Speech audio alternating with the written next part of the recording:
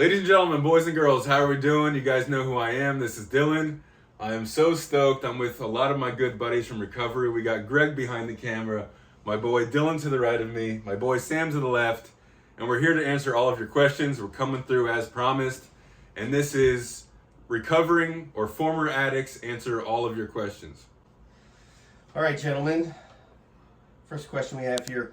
What was it like on the last day you were getting high? Whichever one of you wants to start, just set it off. Of course, I started with like the most grim, dark question. The last day that I was getting high, I had $700 to my name, which is a lot for a drug addict, actually. But this is how I knew how done I was, is that I gave that money to my parents. Because as addicts, we can take $700 and we can turn that into more. But I used the last of my heroin that I had, and I got my mom to drive me to detox. And this is how dark it was. I remember her pleading with me to sniff the heroin instead of shooting it. And that was like a big wake-up call to be like, wow. I remember when this lady used to like scold me for riding my bike too fast down the street, and now she scolded me like, please just sniff the heroin. And dude, so dark. And I was just done, dude. I was done. Yeah, let's start.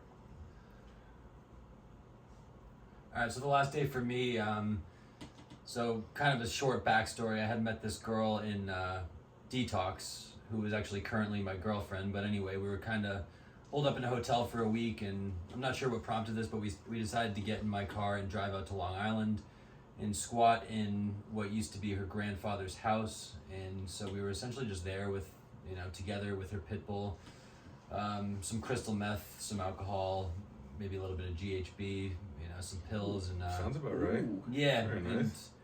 yeah. So I was on this run. I kept postponing going to detox, going to rehab, one more day, and that morning we just got into kind of like a vicious argument, just about the fact that I kept pushing it off one more day, and I think I was such a a nightmare to be around that she essentially just made it so that I had to leave, and stopped at the gas station there and bought a Four Loko for my ride home, and then I proceeded to get blackout drunk in the parking lot of this sober house that I used to live at and actually currently live at now, and got picked up by the rehab. That's about it. Nice. Four Loko, Yeah. bro. Do you remember those before the formula changed? Fuck yeah, bro. They were like $2, Blackout $1.99. That was the. Yeah, you were a legend if you could drink two of them. Yeah, my boy used to like do that, chug them, like funnel them. Yeah. What about you, Greg? Were you a Four Loko guy? No, never a Four Loko. Yeah, they're guy. nasty. Too but sweet. They get the job done. Yeah. I like definitely them. do. $3 and Yeah, that's what I'm saying. Feeling a little I was pretty a relaxed. Twisted Tea and Fireball Yeah. guy. I like that too. Yeah, a little treat. No carbonation, just goes down. Yeah. quicker. Alright, I'm up, right? You're up. Last day of getting high, what was it like? Fuck, man. I was ripping and running for like a month long, getting high the way I wanted to because I stole a shit ton of money. And so, like, I was pretty much maintenance using for like 2 years.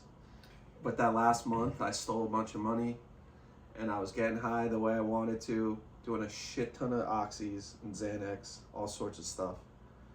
And I got caught, and by my parents, I was living in the basement, and I got caught, and my dad counted out all the money that he thought he had, and he counted it out in thousands. I'm talking thousands, so I don't have to say exactly how much it was. Right. But I fucking knew. When I got the call, like, get your ass upstairs, I was like, shit. And I, like, sadly needed that. Yeah. Because, like, I knew, as addicts, like, when you steal something, like, for me at least, when I would steal something, I wouldn't even count how much it was. I would just grab it, and I'm like, oh, I got 300 there. Yeah. Sick. So, like, that goes for a month. And I'm like, this is going to happen eventually. And it did. And at that time, I was pretending like I was sober. Yeah, that month you're just, they're not going to find out. Yeah, I was living in the basement, going to meetings, pretending like I was sober, and then, like, that happened, and I just fucking couldn't lie anymore, and just Went to the same detox I was at 2 months earlier. Sounds about right. And that was it. Yeah.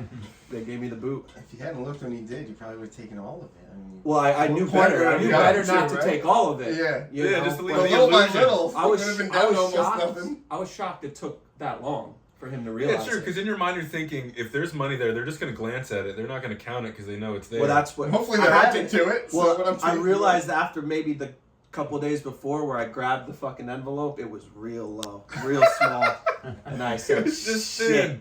I said, So "Shit, this thin. is coming to an end soon, bro." Yeah, it reminds me of my stepdad's Vicodin bottle. Yeah. Eventually, it was so low that Once you there was no way of They don't hiding get it. once you thin, hear they that just get empty. rattle, bro. Yeah. Once you hear that rattle, the real little couple rattles in there, you know you're fucked.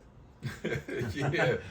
Yeah. All right, we got another question here, gentlemen. What was the scariest thing to happen to you while you were using drugs?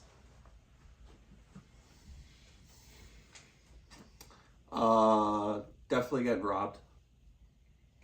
Getting robbed for weed that I basically vouched for, you know, from like my drug dealer actually, because you know I had to scheme. I'm like, oh, you give me a couple blues, couple oxys, I'll sell this pound of weed for you. And he's like, this kid's straight, right? I'm like, yeah, he's straight. Robbed me a night, not Christmas Eve, the day before Christmas Eve, at my parents' house in their fucking driveway, bleeding all over. And I had to fucking end up paying my drug dealer back. Oh, beat up and Beat up. So like the next day, Christmas Eve, everyone's like, "What happened to you?" And Physically and financially. fell. yeah. you know? So that was scary because I kind of knew something was up, but I fought. Yeah, Hey, fine. you threw You gotta down. do what you gotta do. The you fucking know? drug dealer, my drug dealer didn't fight, and he was pissed. I was like, "Bro, I scrapped for you." You know what I mean? Yeah. I tried. That's a good point. I tried for you, but That's that hockey that was blood, dude. yeah. Like I hockey was shit. wearing a hockey jersey. Oh, It was yeah, that's sick. kind of ironic. Yeah. It had blood on it and shit. It looked badass, but it wasn't cool. Wasn't a cool story. That was Yeah, scary. well, at least you threw down. That's Yeah. what I think is Yeah, admirable For about sure. that. Yeah. For sure. I'd say for me, I was in a standoff with a pagan biker. I only had a little bit of money. We had nowhere to get meth from because in the meth community, everyone's freaked out, dude. I've had to strip down to my underwear sometimes and prove that I'm not wearing wires. So whoever we were getting from, I can't even remember. I was awake for so many days, and we found this chick who promised to get us meth. We gave her some money. She disappeared into the house, never came back out. I guess she escaped out the back door. Long story short, we tracked her down. We found out that she had a boyfriend. We went to the house. We started pissing all over the door. We threw Gatorade bottles. And the last time we threw a brick or something at the front door. And as I was getting back into my car, this huge 6'3" fucking pagan dude comes out with a baseball bat and just smashes my rear view mirror out. And I pick up a tire iron out of the back of my car, knowing full well I probably wouldn't do anything with it. But I just wanted to I was so geeked out that I wanted to have the bravado of being someone that would be about that life. So I get out, I'm like, hey, that cost money. And then the guy handed me $20 of my own money over top of my car. And so I grabbed the 20 and I was like, it's more than that. And he gives me another 20. No. And he only stole $120, but I was looking at how jacked he was. I'm like, 40 is a good, out of this situation, Sure. I'm leaving. So Sure. I'd say I was terrified because in hindsight, he would have destroyed me. This guy was not joking. Did he have a ponytail? No, he was bald and just Oh. jacked and veins and freaked out. Yeah. Nice. So Yeah, nothing worse than a vascular biker. I'd say my situation was so when I used to do meth, I used to sell meth on various apps on my phone. So I was going out to this stranger's house, kind of on the border of New Jersey and Pennsylvania, and who opens the doors? Basically, this guy with an afro, a beard, dressed in women's lingerie, kind of like an Asian. It's kind of like a kimono-like cloak over everything, and Sick. it was a nice ensemble, I'd say. But anyway, so I go up there to sell the meth, and I was so paranoid on the road that it took me 2 hours to get there. And so I was like, hey, do you have any benzodiazepines, Xanax, Ativan, Valium, something like that to relax me on the way home? I'll give you some extra meth. She said she didn't have any, or he, I don't know. I don't know what the proper terminology would be, but so anyway, she had her homeless cousin or friend living on the couch downstairs, and he happened to have heroin. I hadn't done heroin in a long time, but I figured, okay, a little bit of heroin will relax me. So I go up to him, I say, just give me, I explained, I haven't done heroin in maybe 6 months to a year. Give me the amount that won't make me die. It will just relax me. I kind of explained specifically what I needed. The amount that won't make me die. Standard. Yeah, so for some reason I trusted this guy, like he was an expert on pharmacology. So okay, that looks like a reasonable amount to do. And anyway, so I don't remember anything that happened after that, but I woke up with the paramedics, the police around me, and a black dildo about 2 foot behind my head on the ground. And I'd say the combination of those 3 things really just freaked me out. And the paramedics explained that I was blue, near death. I had a few overdoses before that, but nothing this severe. And apparently this guy with the lingerie had performed mouth to mouth CPR on me while I was overdosed and. With the Komodo on? Yeah. Dude, coming out of a blackout with a black dildo, It was dude. more of like a cloak than a kimono. Okay. So I remember it had Asian writing on it. Nice. Yeah. Anyway, that's the time. Dude, coming out of like near death, you come back from heaven or wherever you went just to see that. Yeah. That's incredible. That's it. Thank you for that one. That's good. That was fucking great. All right, what is your favorite memory from when you were actively using drugs? Well, I'm just gonna be honest about the first thought that came to my mind. I used to live in Hawaii, and it was a volunteer work farm. I'm gonna keep this short, but the farm was full of a bunch of hippies, and someone gave me some LSD. And the farm overlooked the ocean, and we were all riding or like hitching a ride on the back of this pickup truck to the cliffs where we were gonna party for that night. And I remember I just wasn't full of any self-hatred like I normally am in my active addiction. I just felt free. There was dudes there, girls. Everyone seemed to be happy. We're all tripping together. And the weather was great. So I think that was a really good one. For me, it was probably the first time I took MDMA. I remember I was going up to visit some friends at college. To this day, with all the drugs I've done, I think MDMA is just, the best high I've ever had. That first, euphoric, incredible experience. And so I went up to visit my friend in Vermont at his college, and there was this common room, which was basically just 15 beanbag chairs and nothing else in the room. And I guess I just ended up in that room, took a bunch of MDMA with a lot of women and just made out with them and drank red wine. And I remember that being the most pleasurable experience of my life, sadly, at this point. That sounds good though. Yeah. That's sick. Mine, I think, dude. I kind of with Dylan, it was my first real acid trip, around people at a festival. Cause I did acid and shit in high school, with my friends. That was awesome. But being around people was a whole different level. And I was this was peak me going to music festivals. All my sister's woke ass hippie friends were there. Yeah. I was kind of not a raver kid, but more different style music that I listened to. And I took this acid, and it was my friends and I still to this day laugh about it. It hit me within 20 minutes, and it lasted for 12 hours. And I was walking around with a fucking bathing suit on, just a bathing suit. And I had these 2 little balls. I couldn't even explain to you. They were stress balls. You know what I mean? But I had them, and I was just walking around to random people, just talking random shit. But same thing like you.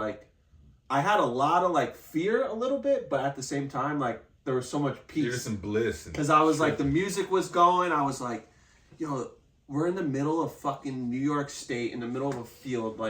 All these thousands of people are together with me. All my best buds are here. We're all taking care of each other. It's a good moment. You know what I mean? We were all safe, even though we weren't. We were really just spun as shit, but we were all just safe and had good ass time. And that's a good memory I can remember off the top of my head, because the opiates didn't really. That was fun too. Yeah, it felt good. I think it's noteworthy that all of our favorite memories had something to do with psychedelics. Sure, it was up there. I had some really shitty times with it too, but. All right, let's see here. Describe the most embarrassing moment from your active addiction. This should be good. I'll let you guys go first. Oh, I know you guys are both eager to answer this. All right, so I'm not sure if this was like something that really happened or if it was like the product of meth psychosis, but this is like right after I started using methamphetamine, and I just found out that my girlfriend was cheating on me, and so anyway, I go on Tinder to meet a girl to try to get over the situation, combined with the fact that I was on methamphetamine.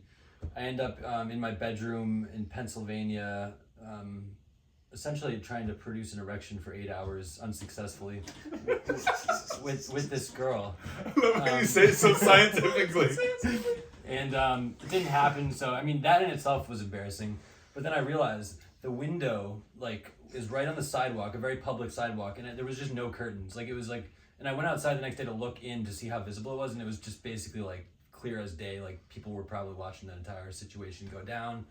And then I basically, start to hear my neighbors playing the audio of that sexual encounter from the top floor apartment as if they had recorded the video of it and were now like taunting me with the audio.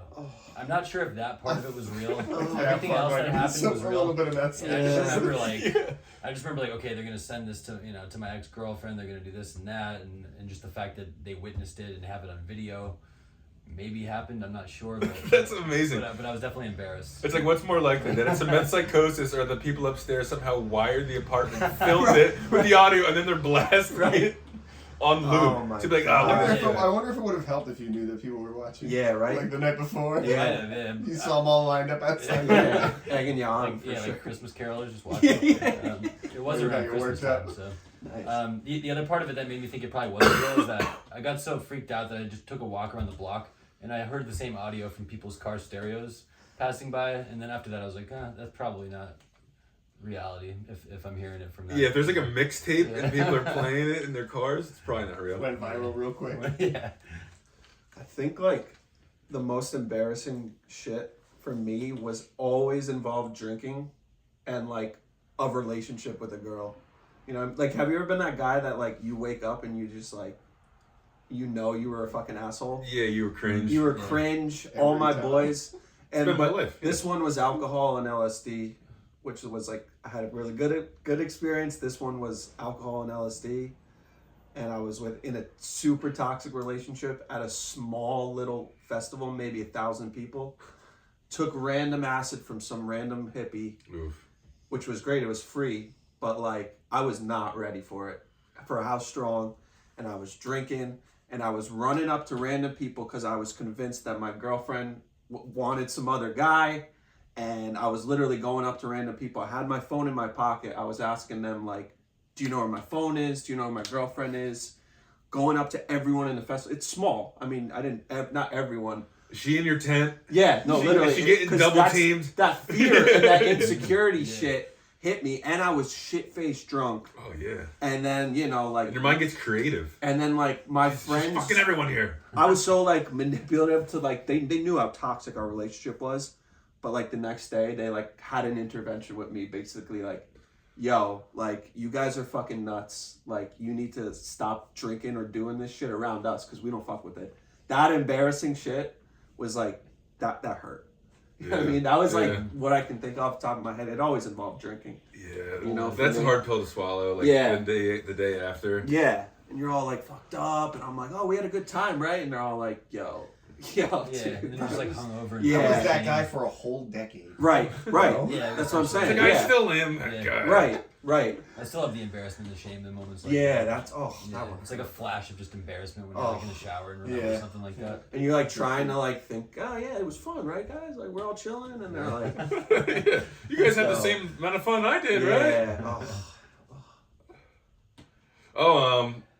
You guys already heard the story. Nothing can beat it. Digging through the carpet for meth, and I pooped on the carpet, and my girlfriend came out at 8 a.m., and it was 10 hours straight of digging. And it's just, that's the worst. Did you find anything when you were digging? No, man. No.